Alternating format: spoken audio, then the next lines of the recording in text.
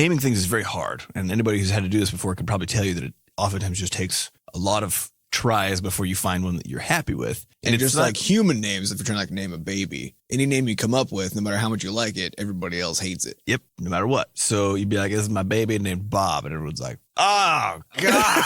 Butterscotch shenanigans.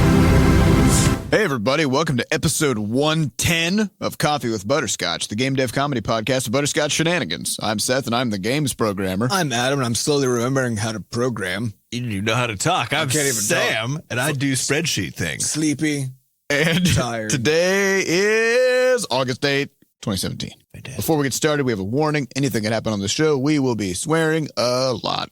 So get your fingers in your ear holes. But it turns out you can hear anyway. Turns out you can fingers in there. Yeah, it's kind of a useless exercise. Yeah. But so if you're a child or whatever, you don't like swears, and get out of here. Okay, But it's important to note we don't swear at you. We swear with you. Yeah, it's that's right. It's a jovial profanity sort of a thing. All right, so we got some news this week, brothers. You went to Pixel Pop Yeah. Festival. I did not. So talk about it. Seth was up north gallivanting on a lake. So Adam I did. I got sunburned. I'm a redhead now. Adam and I, is that what a redhead is? Just when you get sunburned? I have a shaved head and it has become red. So Yeah. I think I'm more of a redhead That's than true. a red-haired person is. Yeah, If they're you actually think just about it. red-haired. Red-haired. Yeah, that's probably right. But yeah, so Adam and I went and headed up sort of the Pixel Pop stuff, and we had the whole rest of the crew joined as well. So it was really good, really good. So one of the nice things about it is that they changed the venue from previous years. So it was in St. Louis University, which they ended up taking over kind of the student center area. So it was basically a long hallway off of which were three different rooms. There was an expo floor, and then there was the expo stage, and then there was a main stage. So that's the extent of sort of the size of the thing. You get all the ingredients you need. It's just right there for a within, festival. within like a 50-yard walking distance in a straight line. And then there's a Panera just there with all this open seating. You mean a St. Louis Bread Co. Oh yeah, St. Louis Bread Co. Because the Panera actually The did start OG in St. Panera. Louis. Yeah, so it was the location. I think honestly couldn't have been better because you had food, you had coffee, you had seating, and then you had the talk space. It was very easy to find everything. Yeah, and it was the right size of a space for the number of people who were Right. there. How many people would you say? I don't know. I think it's impossible to estimate. Yeah, I mean, Anywhere from 1 to 35,000 probably. yes, somewhere in there. Large margin of error on our forecast there. But hey, it's data. Yeah. So yeah. Yep. But Yeah, so- it seemed busy though. Yes, it which did. is how it is Perfect. supposed to Yeah. feel. So that's the important Yeah, part. and I think we had a great time, and it was really, really well organized. And then the speakers are all tend to be very good as well. So it's interesting because we've been to GDC a few times, and we've talked about how it seems to be like just like throwing darts as to whether or not the talk you go to at GDC, which is the highest level industry very, conference, very prestigious. is going to be any good. In fact, most of the time, and I will just say this, probably about 30% of the time, the talk is bad, genuinely bad. Whether that's presentation or just what they're talking about makes no sense. Another 30%. They're like medium. okay. It's forgettably medium. Yeah, but you don't learn anything. And then Forgettably medium might be a good band name Yeah. also. and then the last third is like, or probably like 20% is like good, and then like 10% of them are really good. But the problem is, of course, you can only do one at a time, and there's like 6 of them happening simultaneously everywhere.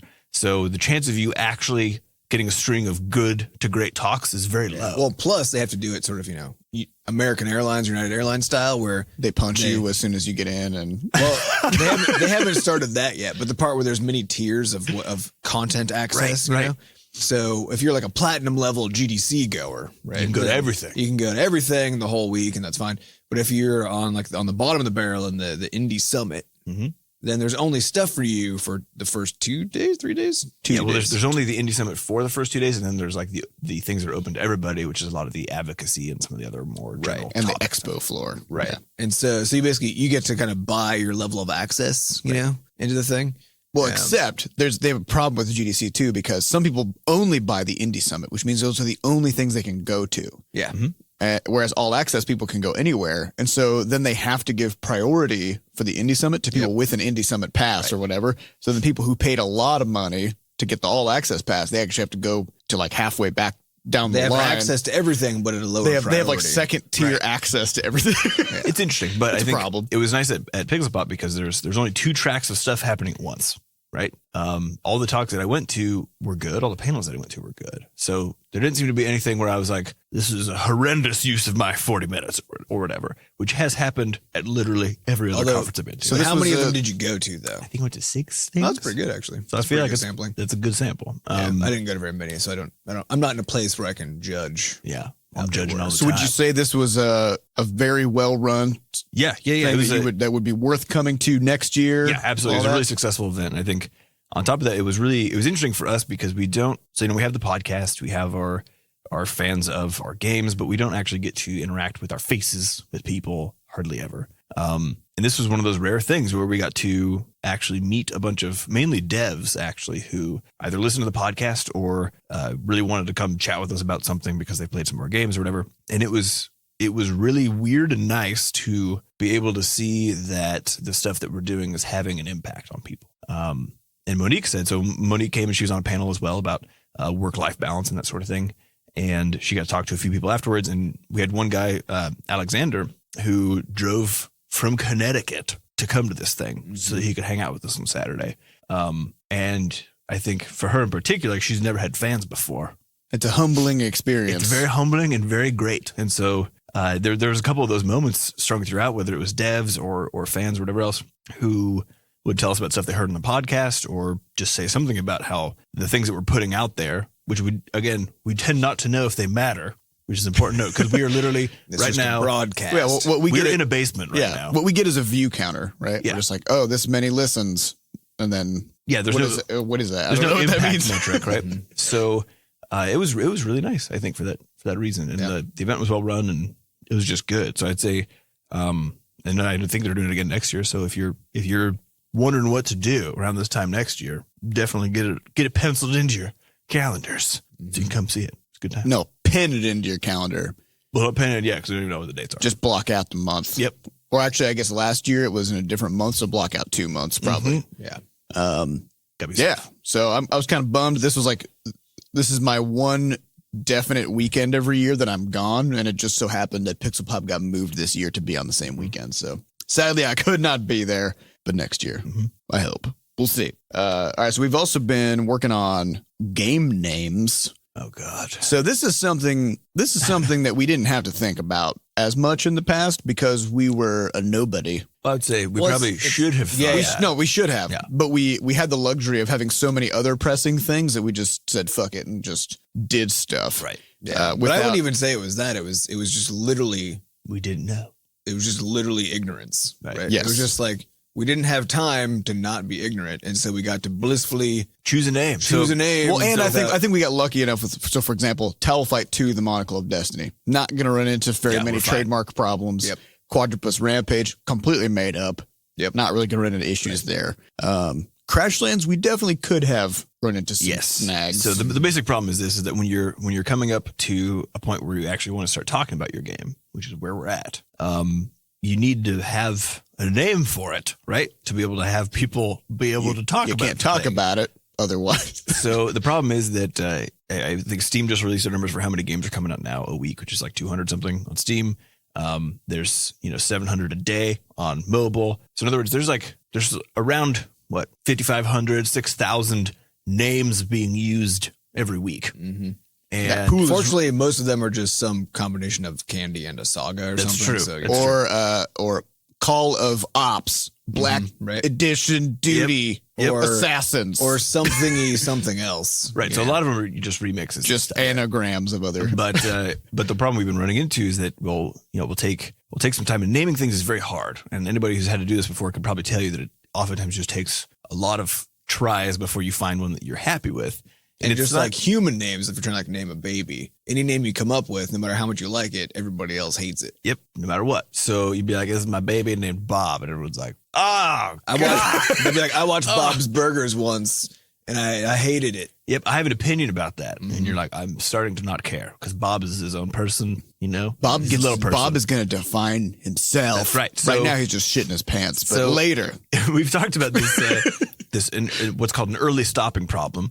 in both decision-making and computer science. And this is actually what Adam's talk was about at Pixel Pop. Mm-hmm. So just to really quickly paraphrase it, early stopping is equivalent to essentially the good enough principle. So early stopping is deciding at which point you will stop trying to do a thing, like say, for example, generate more names when it comes to naming a game. And the reason you want to set one of these things is that you can spin your wheels on this forever. And in fact, we have. So with this game in particular, we've named it now, I think, twice. Mm-hmm. And then after those naming sessions had like gone to, ask a lawyer, like, hey, can you go look at trademarks for this and see if we're good? And the first one was just no good because of trademark problems. The second one didn't have a trademark, but there's a band with the exact same name that is still active. Mm-hmm. Nothing else has the name. Nothing else has the name. One band. And we know like they're not that successful by any stretch. Well, they're like a local performer. Like they don't go like tour nationally or anything like that. Right. So their reach is pretty limited. So we know that because of what's going to happen if we start promoting that name with our game, that we will just bury them in the search results. Mm-hmm. I mean, you get like 6 articles deep plus,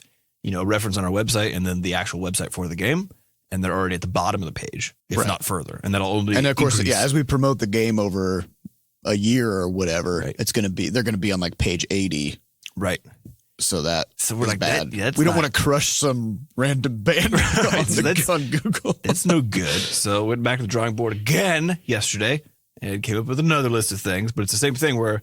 Well, and we've been kind of trying to avoid having to just make up a word entirely. But and our lawyers told us too, they were just like, the only way that you can get through this without crushing some other business on accident or without making yourself a lawsuit target, or more likely both, or being crushed by some other business via lawsuits. What about the name Overwatch? I like it. Pretty good. Yeah, right. Yeah, I mean, I've never heard of anything. Like, there's this tiny company, Blizzard, that's using it. I think. Yeah, we'll just crush them. It's fine. Yeah, it'll be fine. But yeah, so we've been running this problem, and so it's been an interesting, couple weeks. Because it's sort of like you do a bunch of work, you get very excited about the name, and then we use it internally for a bit while we're waiting for the response from the lawyers to come back. And then inevitably it's been like, oh yeah, probably no go.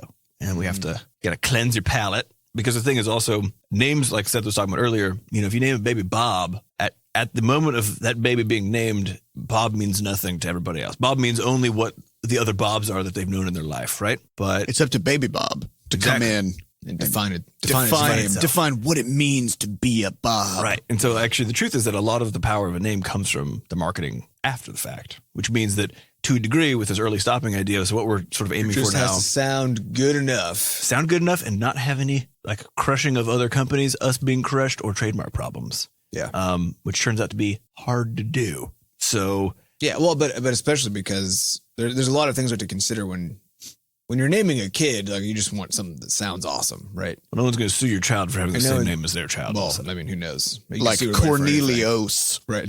But when you're naming a product, though, it has to be something that people can, when they hear it, they can parse it out and like have a guess of how to spell it. And similarly, when they're thinking about it, have a guess of like how to find it. So, for example, puns, bad idea for a game name, because when you say the name of the game, you then have to tell the person which version of the word that you're using, right?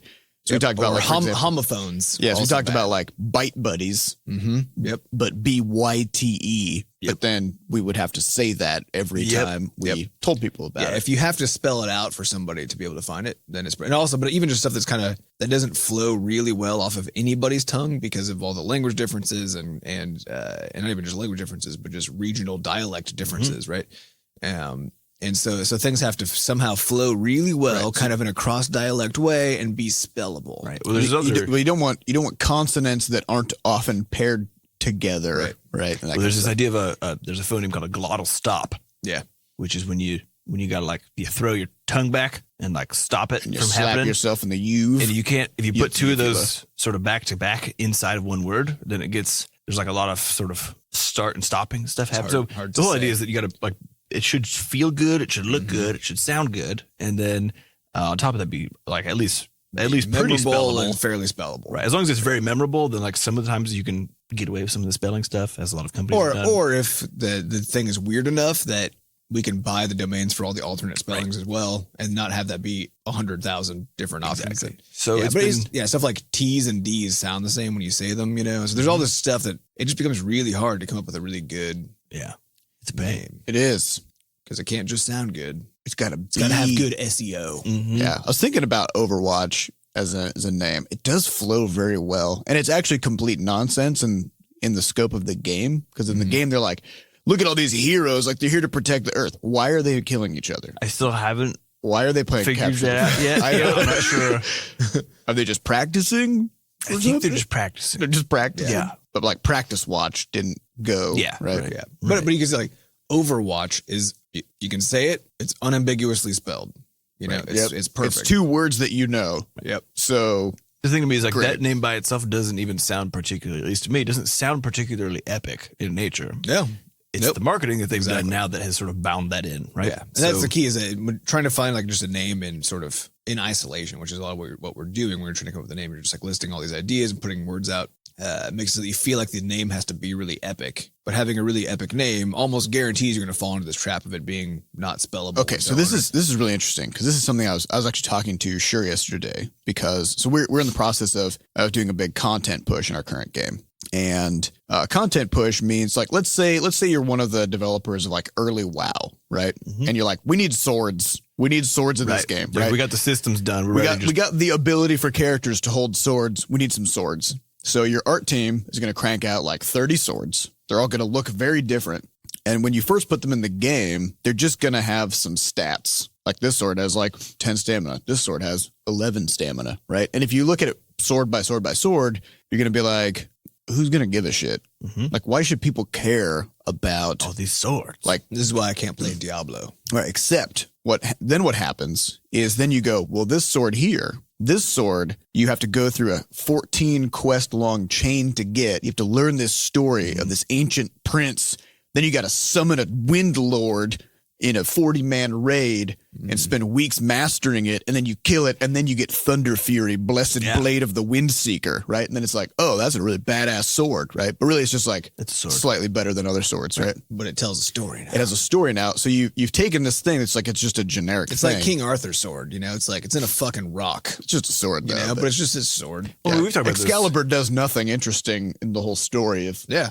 It's just I mean, a how sword. could it? It's just a sword, Right. You know? But We it talked came out about of a this with the development of Crashlands too, because until we put the story in, that was the situation where, you're essentially just crafting the whole. If there's no story, you're just crafting, and everything is kind of the same. But as soon as you wrap it up, and you're like, oh, I had to go do this thing for Gabby in Barnapole to take care of this thing. I got a weeble wobble of Hugo out of it, and it was this like a little goofy spying quest. You have a story wrapped up in that, so that item has differentiated and more value than if it Yeah, was and just given. Terraria pulls us off not really extensively, but just enough by having NPCs that unlock new parts of the content that you have to then go discover in the caverns, and and Yeah, so it's really easy in dev, like when we're coming up with names or coming up with like new creatures to put in the game or new items or spells or whatever, to think about those things in isolation and just be like, these aren't that interesting, right? But it's actually our responsibility as developers to just imbue things with meaning. It's kind of like the naming thing. Yeah, exactly. Yeah. Same problem.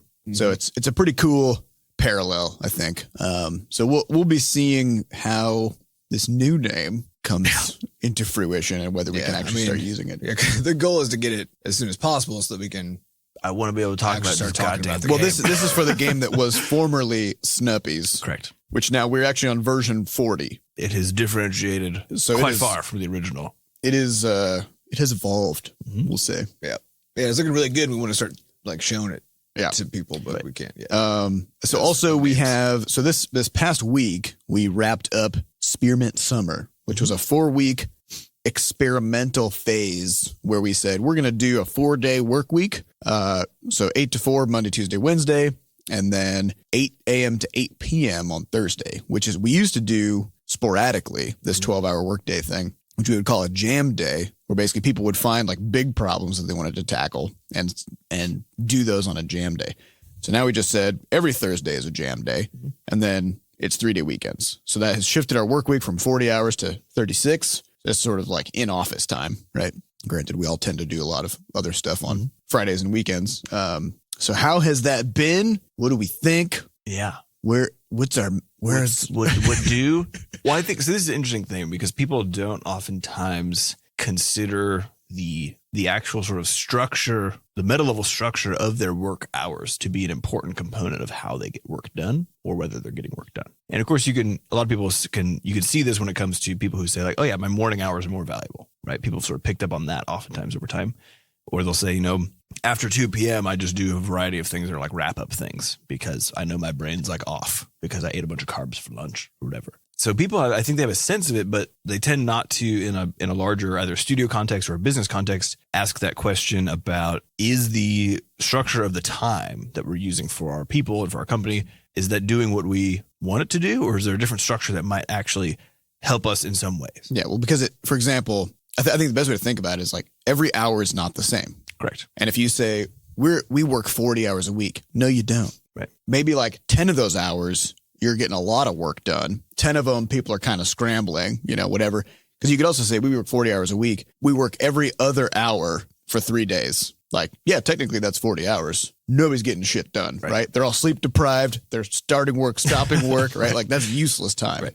So 40 hours means it doesn't necessarily mean it means anything. very Right. little. So I think the interesting thing about it is that our goal with the Switch was twofold. So one is that, every morning when people come in, there's ramp up time every single morning where you're getting situated, maybe checking your emails, making your plan for the day, that sort of thing. So the question was, if we just don't do that one day, right, and take 4 hours and slap it onto the end of that day, so in the case of Thursdays, will that do something like give us a little bit of a productivity boost? Because of course you're reducing the amount of essentially daily administrative burden that's happening because there's one less day.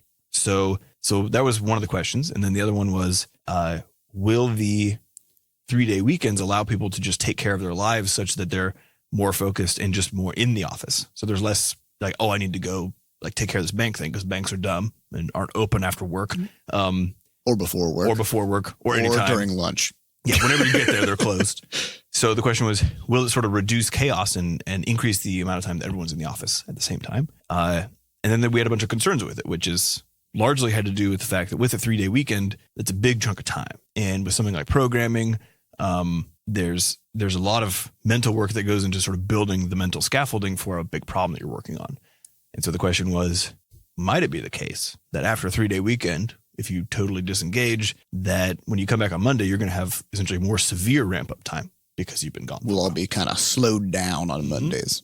And then there was just a general question of, people kind of getting what they want out of their existence, which is the ability to do things easier, which kind of is. Yeah. So if you're like, I want to develop a hobby, I want to pick up woodworking, right? If you're working Monday through Friday and then you end up with like an hour or two Monday through Fridays, and then that leaves Saturday, Sunday to try to run errands and take care of other stuff, right? Mm-hmm. Do you have the time to learn new things and develop other skills as well? Become a more whole Because person. again, having 1 hour Monday, Tuesday, Wednesday, Thursday is not the same as having a 4-hour block on Friday to just dive into something. Absolutely. Right? So, so at the conclusion of this, as we talked to everybody last week, which was the end of the experiment, and just sort of got the pulse. And we've been doing it every single Friday or every single Thursday after jam days, sort of figuring out how people's work weeks was and that sort of thing. And we noticed a few interesting things, just as both as studio heads and also as people who are working in this particular environment. The one really interesting one was that guess as far as people sort of actually having a little bit of disengagement over the weekend was backward, because what we found,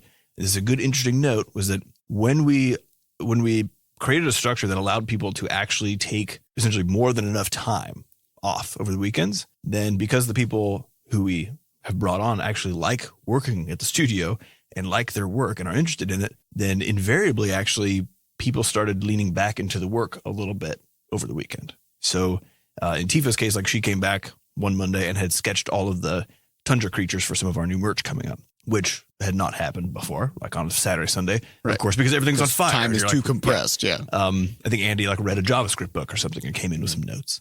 And so people are working on their professional improvement projects that they were doing for experiment summers. Yeah. Right? And it's even stuff like people will be like, we all like just like bouncing ideas off each other. And, when we're gone for 3 days, then you kind of miss that.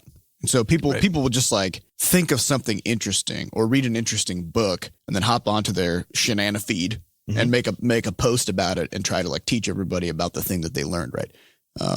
Yeah. But I think also, one of the things that we told everybody that we expected of them when they joined the studio is that if there was some piece of, some domain of knowledge that they didn't yet have, or if the job here that they were doing was something that they were missing knowledge about that they really needed to do it better, really effectively and better than they were doing.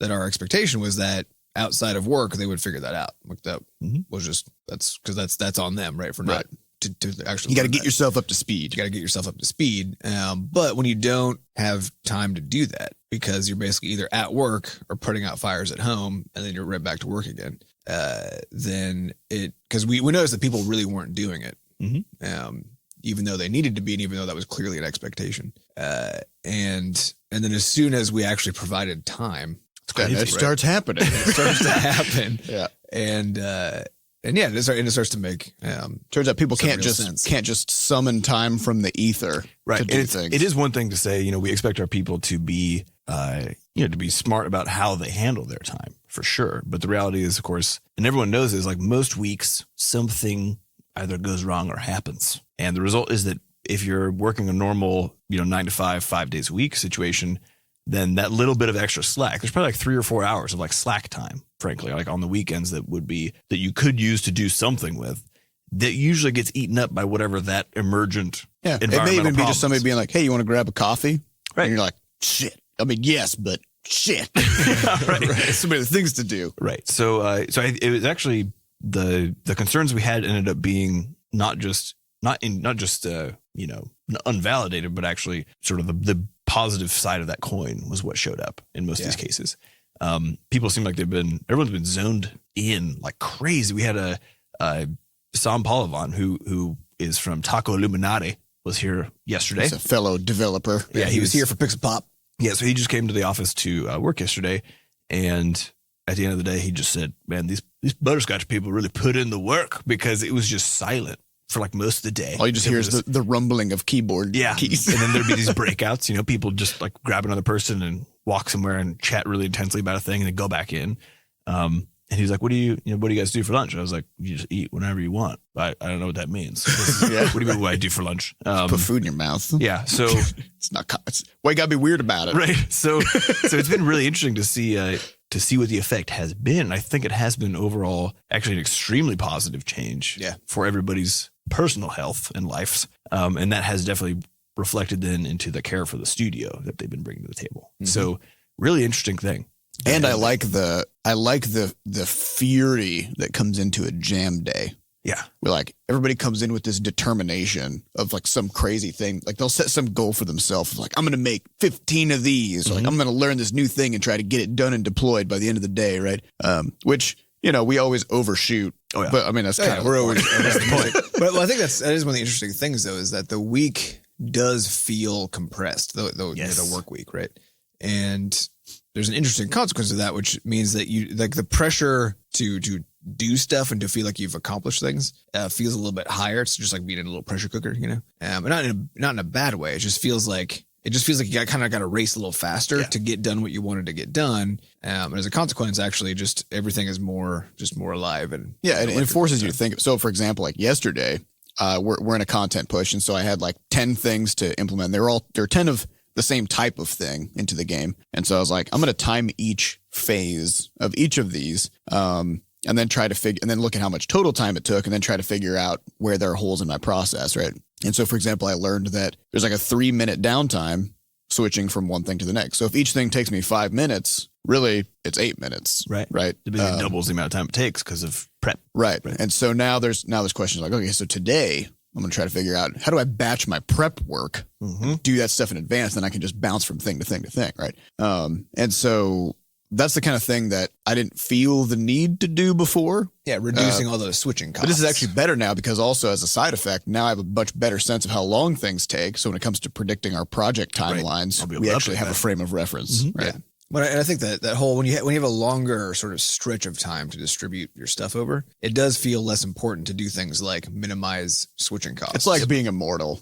Yeah, exactly. And once you're immortal, nothing matters and there's no urgency. Yeah, so it actually kind of everything just has to kind of get reshuffled and just made more efficient, so that everybody gets to feel really good. So it's kind of like we all know that we're all going to die by the end of the week. And so we all have to rush to get everything done. Gotta get it done. But that lunch thing is interesting. So my wife is now on a new career path that she's defining. While she's at home every day now, working from home, just tackling projects and doing stuff. And so yesterday I got home and she was like, I'm really hungry. And then she like sat there for a second. It was like, oh, I don't think I ate lunch. And then like, and this is a thing that hasn't happened to her before. She used to get on your case about but she's seen it happen to us all the time, right?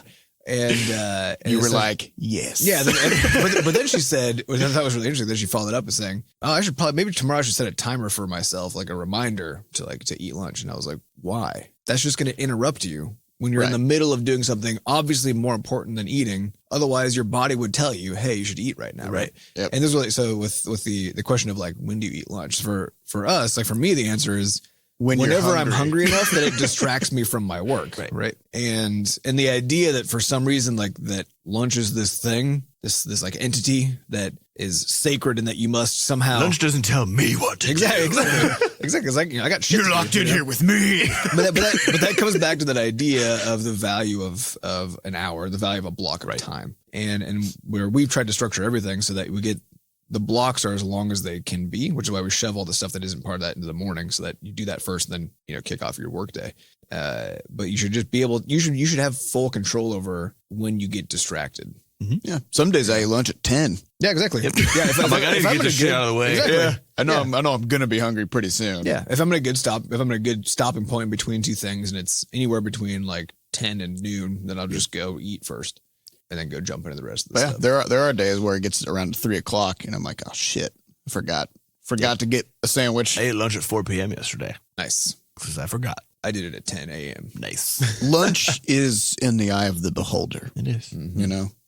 Lunch is when you say it is. Also, we have two more. We're a little news heavy this week, but it's good. So we have two more things. One is our merch has arrived. First round of merch. It's something we've just kind of like dropped hints about. But we're opening up a merch shop for realsies.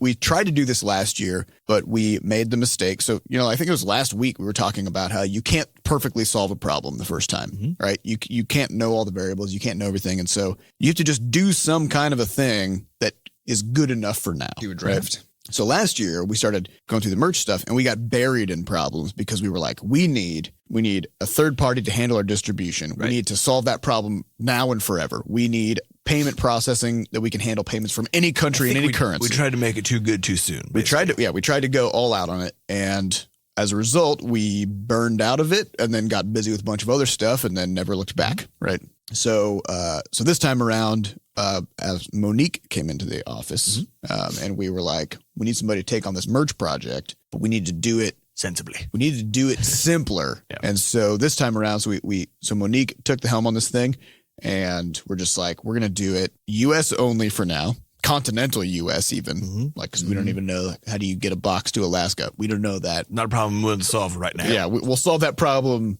after we figure out how to get boxes to just someone, just like a person, right? And then we're handling everything in-house so that we can learn about the packaging and all that stuff. And so we can have control over the quality of the products and make sure we screen everything, which turned out to be important. Yes. We ordered our first round of merch and a lot of it came damaged. So we had to, fix that stuff. So we got stuff like, we got a couple of mugs that have some phrases from the podcast and some like mantras of our studio. There's the "Can we not" mug. Yep. Which says it on both sides. So whether right or left-handed during a meeting, you can hold it and just point it at people. It's a really good for business bug. It's a good business And then bug. the other one is the "I like my coffee with butterscotch" mug. Just wrapped around the whole thing. We got a few different T-shirts, which no one's actually seen. Yeah, most of these designs. Two of the designs. We got 4 shirts. So one is the classic Butterscotch shenanigans shirt, which is the one that we wear everywhere. So this may get confusing if we go to conventions and now we have that shirt. So we may need a new like studio level shirt. We need a studio shirt. But it's just like the black shirt with the bold, pink or fuchsia and yellow logo on the front. We've got a design by Eric Hibbler. Which is studio logo and then sort of a montage, like collage thing of all of our games and all the characters. And it's actually because it goes from like bottom to top. It goes like Ocean down at the bottom with Quadrupus Rampage. Yeah. The mid level is Flux, Juicebox, Hardic, and Bella from Tile Fight 2. and they're like fighting creatures and stuff. Studio logo, and then at the top is the space games. Right. So we have Flop Rocket and Roid Rage at the top, right? So it kind of goes from like Pretty good. sea, land, air kind of a thing. We got a shirt that's called Cute Lands, where we found an artist who makes this adorable Who artwork. designed that? Nina Matsumoto. Yep, right. Yep. And so we were just like, just make a cute Crashlands thing. So she made this like flux and juice box, like gallivanting through a meadow thing. It's adorable. And then we have the sort of like grungy metal Crashlands shirt that we You've have probably seen around. We have Sold sold in, last we have year. sold in the past as like a we did run. one run.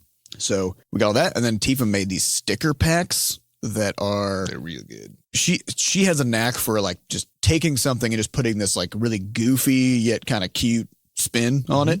So she made a sticker pack for each of the biomes in Crashlands. So you have like a pack that's like the bosses and the creatures and the resources of the savannah, of the bog, of the tundra. And then there's a space pack, which has Heroes, Flux, Juice Box, Hugo, Grubby. and all this stuff. Grubby. And tack. They're really nice stickers. They're like They're vinyl. they're They hardcore vinyl. They stick on anything. We also have a couple like just like a big Crashlands logo and a Butterscotch Shenanigans logo that are like they're big enough and high quality enough that you could just use them as bumper stickers if you want to, which we have done in the past, and they hold up. hold up. So we wanted to make sure that we do like real high quality stuff. So we've searched far and wide to find good distributors and good producers and stuff. We're aiming to launch this thing, I think, sometime in the next month or two. I think is sort of roughly the timeline. It's basically as soon as we can. So Monique's just on it. Yep. So We're wrapping up the details. So so our first phase, continental US, figure out how the hell that works. And then we'll start adding stuff over time instead of what we tried to do before, which was do everything at once and then ruin everything. So that's all just like sitting in a pile behind us, which is, it's gonna be cool. it's going to be cool to get that into people's hands. I guess we may or may not send out some early pictures just so you know what we're talking about. I don't know if we're gonna do it or not, but We may or may not. May We or may may or may not. All right. So the final thing we want to talk about is the hazards of social proof. Whoa. I don't know what. Okay, I just want to share a story. What? So the Dukes of Hazards of Social Proof. there's this book called Contagious, which I just finished. And if you're doing anything about marketing a game, which if you're developing a game, you should be doing, I would recommend reading it. And one of the chapters in it talks about the concept of social proof, which is essentially saying that the more you see other people doing things and the more visible those things are, the more likely it is, whether you like it or not, that you will do those things also. And this comes into two different really interesting forms, and part of the sort of informs why it is that now we have a sort of a renewed focus on something like the merch. Because the reality is, in games on mobile, you cannot tell. Like if you saw someone with a Game Boy, you know if they're playing video games on that Game Boy. That's what it's designed for. You can oftentimes even see the cartridge in the back. You kind of know what game they're playing. In the case of mobile games, say you walk into an airport and there's like 700 people on their phones. Which is all of them. Everybody's on their phone. Yep. You don't know. You don't know what they're doing. Yeah, you don't know if like maybe some of those people have played Crashlands before, and you could go have like a fun chat with Most of them are probably on Facebook right now. Correct. Just live discussing everything that they're seeing and doing. Yeah. Yeah. So, which is what people do weirdly. So, the problem is that games essentially become, mobile games in particular, are weirdly an invisible activity, right? It's a private activity because is somebody checking their email? Are they on Facebook? you Are really they playing can't a tell. game? You can't tell. And if so, are they playing your game? Your game? And if they're not playing a game now, do they have your game on their phone? Have they played it before? Right. So part of the idea with the merch was to take this thing that is private and actually try to make it public if you choose to do so. So whether that's, so I have a sticker of Flux on my phone, for example. So if someone sees me holding this thing, hopefully they'll be able to be like, oh, you got Flux on your phone, and then we can chat about it. But anything, things like that, we're even wearing the t-shirts, that sort of raises the level of awareness that other people are doing this thing. And a really good case in point for this is that at the sort of at the far end of this spectrum of popularity of social proof is where something becomes the very popularity of a thing becomes the reason why people participate. So two good examples of this. One is Game of Thrones, which again, if you're not watching it, like nearly everybody is at this point. You're not watching it. You're just not part of the culture anymore. And so at some point you're just like, this happened to me last year when I was like, fine. And then I watched it. Me too. And I was like, great, this is fantastic. And everyone's sort of in on it. In other words, it hit some sort of tipping point where the popularity of the product became the product itself. Which happened also with Pokemon Go. Helped with Pokemon Go immediately almost. It's happening with PlayerUnknown's Battlegrounds. Yep. So this is one PUBG. I've been ignoring that one for a while, and then now I saw that it's the right behind Dota on Steam in terms of concurrent players. And now I'm like, well, I guess I kind of should get in on that. Yeah, you but know? like, nothing about the game itself has like made me interested in it. Exactly. You're not buying the fact game. that everybody in the universe is playing it is very intriguing. Right. And that you're now an outsider. You're sitting there and you're just like, I can't. I mean, this was actually like in my vacation this past weekend. Everybody there had been playing PlayerUnknown's Battlegrounds. I was the person who hadn't. The one. And they were telling all these stories and talking about all these things, and now I can't participate. Yep. Right. Right. And so just like how in previous years everybody been talking about Game of Thrones, and I'm like, yes, I caught up. I watched Game of Thrones. Now it's this. Now I'm behind on something else. Yeah. So it's actually what I would be buying if I bought that game would be not the game. It's just a game, but it would be the ability to participate in society again. Right. Yep. So that's an interesting thing there. And I think the second piece of this, which is the sort of weird dark part, is a study that the professor of that book did at his school. He teaches at a business school. And he asked people who were coming in as MBAs what it was that they wanted to do once they graduated and they had their MBA. And when people were coming in, had this huge diversity of things they wanted to go do. Some people were like, oh, I want to go start a social entrepreneurship program. Some people wanted to go, just like be a head of Exxon or something. Some people wanted to lead various civil activities and sort of thing, or do any sort of just a huge broad range of stuff. And then he asked people who are on their way out, so like second or third year MBA students, what is it you plan on doing once you leave? And like 70% of them say consulting. And he says basically what happens is that while only a small, like marginal group of people at the beginning, probably like 10 to 20% of the incoming class want to be consultants, because that's sort of what's compounded by teaching. And then you hear more and more people sort of talking about that and almost defecting to that camp, that at some point it becomes what appears to be the thing you do. Right. Yeah, that's actually a big reason why I left my MBA program after the first quarter. Is I could see that everybody was getting hyper focused on one particular career path. And I was like, that's not my thing. Get it. Yeah. So I left. Yeah. So it's a But very I also real wonder thing. how many people do that, because those people aren't going to be caught in the exit interviews. Right. You just graduated. What are you going to do? Oh, yeah, everybody else left. So Right. they're going to do different stuff. Survivorship bias. So it's an interesting problem, something to just, maybe ask yourself if you're in a situation in which the social You're basically proof talking around about you, the homogenization that correct, gets caused by publicly visible things. by joining the bandwagon. Mm-hmm. So, if there's something you're uncomfortable with, or even something you haven't, if you step back and you ask yourself, did I choose to do this? Or did this choose Or did me? this choose me? Just ask yourself the question. But then there's a follow-up. Do I care? Do I care? Yeah. Where that? Yeah. Sometimes it's fine. Yeah, because the thing is, like Game of Thrones, I started watching it because everybody else was watching it, and I really, it's great. Yeah. And now I'm like, oh, I understand why everybody's watching this. Yep. Right? And Sam so far has not yet joined the Rick and Morty bandwagon. Nope. But I'm holding out. But once he does, though, then he'll be like, I wish I was doing this all along. Nah, man. Dude, the most recent one, Pickle Rick. It's pretty good. I got it. Yeah, I'm behind now. I'm like, damn it, there's so many things. How do we do it? All right, let's get on to some questions. These questions come from our listeners at podcast.buddyscotch.net. So if you'd like to get your question on the podcast, get on over there and slap it in a text box. Yeah. All right. First question comes from Babutube, who says, after a certain amount of time, members of your community will burn out and fall and drift off. Like a candle in the wind. Yes.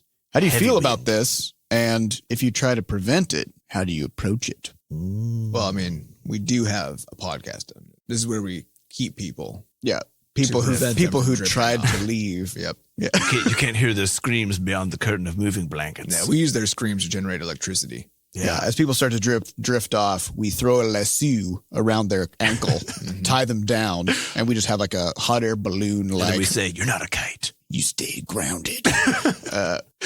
I mean, this is, It's an interesting question. I feel like part of it is something like the podcast, because it's a lightweight thing that we can do every week, that people can engage with passively without having to like spend Do a whole the bunch thing. of time like playing a game or learning a thing. Like, it's just like a conversational thing. Because I think about a lot of the podcasts that I listen to every episode. Like every week when they come out, I'm like, yeah. And then I like listen to it when I'm driving somewhere or whatever.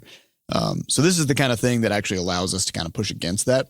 Because it is the case that making games over years, where there's 1 or 2 year gap from one product to the next, it is going to be the case that your community is going to like appear and then recede like a tidal wave, right?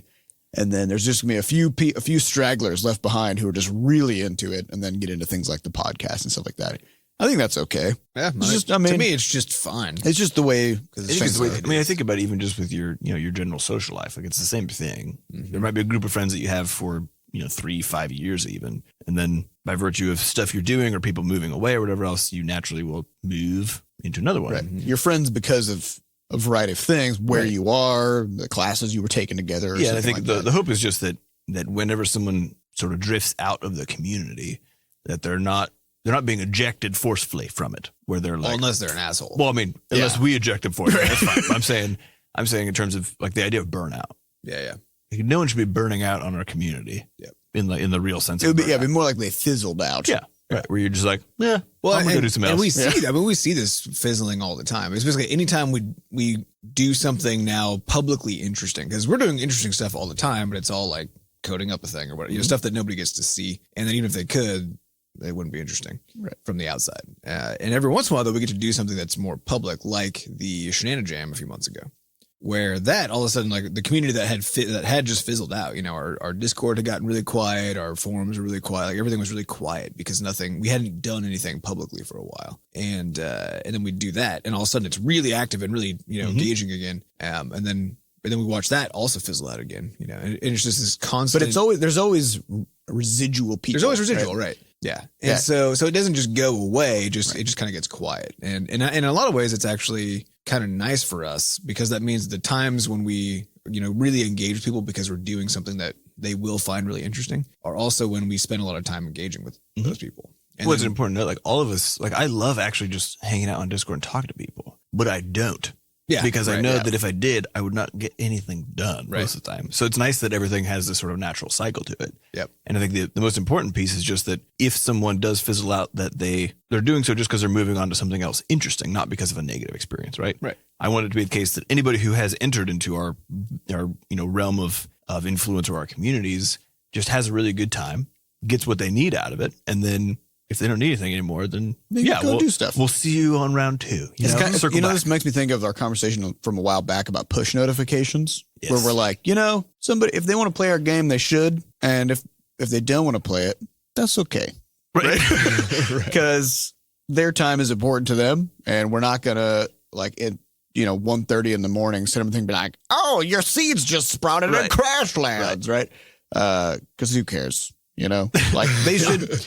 If they want to have a good time playing our game and enjoy themselves, then that is on them to do that. And so the same thing with the community. We're not going to twist anybody's arm. Yeah, I just Come in, get what you need, hang out, and have a good time. Yeah, I hope you have a great time, and then you come back at some point when something else interesting that is like of your interest happens. Because part of it, of course, is we have the group of people who ends up sticking around. They build relationships with each other, which is what keeps them around. Yeah. So like there's a little dev community now in our Discord that just hangs out. They just hang out in there. And, swap notes about stuff. And rarely, but sometimes, we drop in and somebody will have a screenshot or a GIF or something of something we're working on. And we're like, oh, that's cool. Like we'll, chat them up about it and stuff. Not constantly, but, from time to time. So yeah, that's my take. Yeah, I'm good with it. Just live and let live, Yeah, man. Yeah. All right. Next question comes from just some dude. Cool. Who says, would you consider putting voice acting in your next game or one of your previous games? Nope. And would you do it yourself? Nope. Or hire a voice actor? No. What do you mean by voice acting, I guess? Is it because if it's spoken dialogue, then no. But there's an important reason why, which is that we don't have the space. Yeah. So beyond audio takes a lot of space. Yeah, beyond even getting into any concerns about production time. Yeah, which I think, to me, that's even more important. I wouldn't even worry about it, though, because we can't even worry about how long it would take to do a thing that we can't do. I mean, we technically, we can get around that constraint by just being like, throwing up a warning to people, being like, this is fucking enormous, so make sure your phone is get ready. On Wi-Fi, How much? Except though, like I was trying to play Hearthstone, and I ran out. Like I had the game, I downloaded a patch. Then the next day, I booted up again. I was like, we got to download another patch, and then all of a sudden, I ran out of space and I couldn't play anymore. Right. So yeah, we never want to hit that point. Yeah. Like how much of Crashlands' total space is sound and music? I think over half. Right. So keep in mind, it's a 60 megabyte game. Yeah. And like 35 or 40 megabytes of it is audio. Right. And there's actually something we've been talking to Fat Bart about, because we do want to sort of pump up the jams on our next game and like make it a really fun, cool experience, and also just have an OST for the game, a soundtrack for the game that is big and beautiful and fun. The problem is, how do pack that in when you don't have that much space to work with in the first place? And so there's a lot of really weird and interesting technical constraints there that we might lift in some ways. Like, for example, saying, oh, there's an extra download, which is just an extra 2 songs or something. If that's like what happens, I don't care about that. But doing something where we say we're going to voice act every line of the game, and that's why you need to fill up your entire phone. Nah. No. Well, and I think it's also, we did have voice acting in Crashlands. So, for example, the Glazer, that's Patrick from Fat Bard screaming through a paper towel tube. Yeah. You know, if that's not voice acting, I don't know. Flux going. Emmy worthy. Yeah, that's voice acting. That's Patrick's wife, Susan. That's Susan. The Snorble that screams when it explodes its mucus balls at your face. That's Sam was screaming me. into a microphone. I'm just screaming right at you. You know, that's real people, real voices.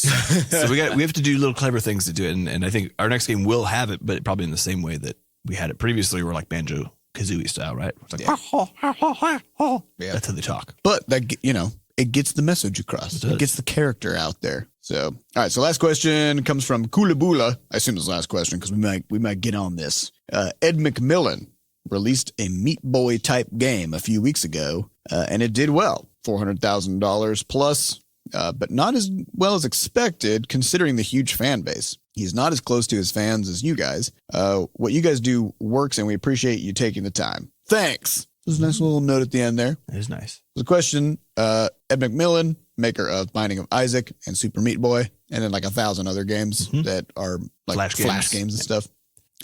Also one of the stars of Indie Game, the movie. Yep. Huge following. He was theory. He was the inspiration for me actually being able to do art. So that's cool and weird. Yep. Because I was like, I could do that. Turns out I couldn't for a long time, but now I can. Well, this kind of comes to, I think, 2 questions. So one is kind of related to what we were just talking about, which is he has these successful games out there, but Binding of Isaac came out in like 2011. That was a long time ago now. Like 5 or 6 years ago. Yeah, it's old now. Super Meat Boy was before that, several years before that. So we're talking anywhere from like, if you've played one of those 2 games It was around launch, it was anywhere from 5 to 7 years ago, right? And then so that's comes back to the question of like your fan base kind of slowly drifting away if you don't have anything left to kind of keep them around. But also, what are they fans of? That's the question. So Right. this is an interesting thing, and I think with creators who are accessible in some way, I think it's easier to become a fan of the creator, right? It is, but that's still, no matter how easy it is, that is still a small fraction of the fan base. That's like the bottom of the funnel. Yeah. Exactly. So while this is one of those interesting things we've talked about this before with our numbers from something like Quadrupus Rampage, where we're like, yeah, we had 1 million downloads on that thing, or like 3 at this point, however many it is. 3 million, yeah. What does that mean, really, in terms of number of people who are playing it? Because we got like 1,000 newsletter signups out of those 3 million. Exactly. People who are actually engaged, which is a whole nother level, and people who will actually pay us money, which is, again, a whole nother level. So the reality is any number that you're looking at, even for something like Super Meat Boy or someone who looks like just a knock it out of the park success, the reality, once you start applying these percentages of as a conversion to it, fraction, almost nobody who played Binding of Isaac or Super Meat Boy knows that Ed McMillan made it. probably true. As a fraction. Yeah. They may know about Team Meat. Yep. Right. Maybe. So the reality is that things that look very, very visible to us oftentimes are basically invisible to the player base. And then on top of that, so you have this fraction problem, right? So like maybe 1% of your people, 1% over the entirety of time, which if he sold, $400,000 worth of, I think he gave $15. Yeah. And it just launched on Steam only, correct? I think so. I think it was just on Steam. So single platform launch, making $400,000 at $15. That's In a few weeks. It is a good number of units. Like it is a successful game by every single metric. So this is this interesting point about this comparison problem, which is like, at what point is it actually just fine that he launched a game and made $400,000 on one platform? Depends on his personal burn rate. It does, but my guess is probably not very high I don't know. because he's just a dude. Yeah, but He's not One person running can a spend company. a lot of money. That's true. can spend it. I don't know. But this is an interesting question, which is like, as a creator, if you make something that's really successful, is it the case you're able to capture that success and roll it forward? And we've talked about this being our goal with stuff like Buddyscotch ID and the newsletter and this podcast and everything else, is to try to capture some of that momentum and roll it forward. But if you're rolling it forward a year, 2 years, 7 years, you're going to have some. Well, and I think loss. importantly with stuff like Super Meat Boy or Binding of Isaac, there's no mechanisms in that game to allow people to be notified of future stuff. Correct. There's no newsletter. no newsletter. There's nothing like Buddyscotch ID or whatever. You're not, I guess Ed McMillan came up in the early wave of indies where being indie was just like an amazing thing by itself. And there were people who were just like, oh, indie games. That's all I play. Like that's where the real innovation is happening. Right. And there were communities of people who were just laser focused on all the things that this small group of developers was doing. But then with Unity, GameMaker, Unreal Engine, like with these things really becoming much more professionally usable, then you no longer had to code your game from scratch in XNA or whatever. Right. And so all of a sudden there's this huge flood where basically everybody's an indie developer, right? Like 99% of the games you see coming out are going to be made by very small teams or individuals or whatever. And so, so at the time, this was not something that he had to think about, or that their team had to think about. It was more of like, we made a good game. We like worked with Microsoft. They put it on the front page of the Xbox. Boom, we're good, right?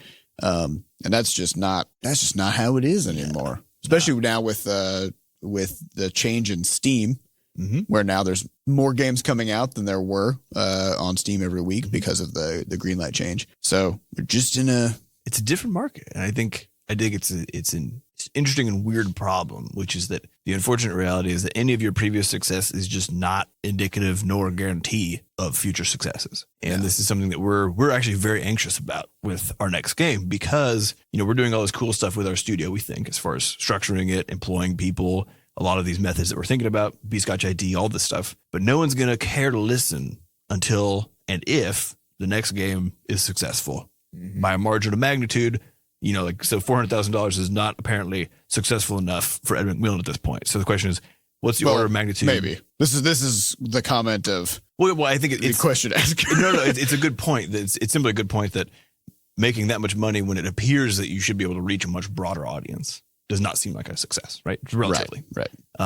So there's that order of magnitude problem. Yeah, if Super Meat Boy makes something like 15 or 20 million, and then the next game makes 400,000, then then you're like, what? Well, it's like we talked about a while back of how like we need things to ratchet upward in order to feel like there's progression, or like So it feels weird to go from that down to like 3% of that or something. So who knows?